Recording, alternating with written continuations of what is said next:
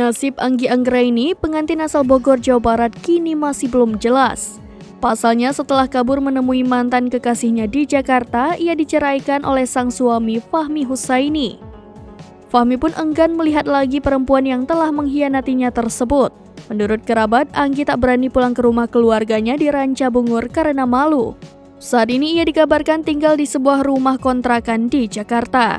Namun kerabat tak tahu apakah Anggi juga tinggal bersama mantan kekasihnya Andriaman Lase. Selama kabur, Anggi sempat diajak ke rumah orang tua Andriaman di Medan, Sumatera Utara. Kemudian pada akhirnya ia kembali ke Pulau Jawa atas permintaan orang tua Anggi.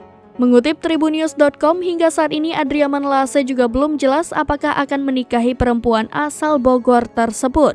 Selain karena tidak ada uang, ia juga berbeda keyakinan dengan Anggi Anggraini. Sebelumnya Anggi menghilang pada 26 Juni 2023 lalu, tepat sehari setelah akad nikahnya. Kepada sang suami, ia pamit untuk mengambil pesanan makanan di depan gang rumahnya di Desa Mekarsari, Bogor.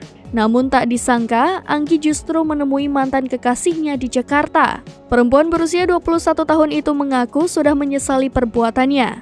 Anggi kini kehilangan Fahmi, laki-laki yang mencintainya dengan tulus. Sementara cintanya dengan Andriaman Lase belum jelas akan dibawa kemana.